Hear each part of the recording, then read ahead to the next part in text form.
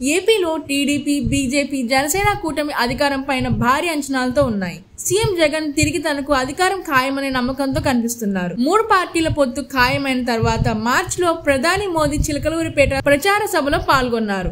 ఈ నెల 7, 8వ తేదీలో మరోసారి ప్రధాని రాజంపేట, రాజమండ్రి, అనకాపల్లి, విజయవాడలో ప్రచారంలో పాల్గొంటున్నారు. తాజాగా టీడీపీ, జనసేన మేనిఫెస్టో విడుదల చేశారు. బీజేపీ మద్దతు ఉందని చెప్పారు. అయితే ఈ అంశం పైన వైసీపీ నేతలు టీడీపీని టార్గెట్ చేస్తున్నాయి. ఇదే సమయంలో ఏపీలో ఎన్నికల సమయంలో ఇక్కడ పబ్లిక్ ఏం కోరుకుంటున్నారనే అంశం పైన ప్రధాని మోదీ స్పందించారు. ఇక టీవీ ఛానల్ కు ఇచ్చిన ఇంటర్వ్యూలో తెలుగు రాష్ట్రాల్లో రాజకీయాలపైనే ప్రధాని మోదీ స్పందించారు. ఏపీ ప్రజల్లో మార్పు కనిపిస్తోందని ప్రధాని మోదీ అన్నారు. చిలకలూరిపేట సభలో ఆ విషయాన్ని తాను స్పష్టంగా చూడగలిగానని తెలిపారు. చాలా కాలం తర్వాత ఆంధ్రప్రదేశ్ లో అంతటి భారీ ర్యాలీ జరిగిందని అన్నారు. కేంద్రంలో ఏపీ ప్రజలు ఎన్డీఏ ప్రభుత్వం కోరుకుంటున్నారని స్పష్టమైందని అన్నారు. రాష్ట్రంలో ప్రస్తుత ప్రభుత్వం కొనసాగాలా వద్దా అనే అంశంపైనే ప్రజలు తమ అభిప్రాయం వెల్లడించేందుకు సిద్ధమైనట్లు తాను గుర్తించానని మోదీ చెప్పుకొచ్చారు.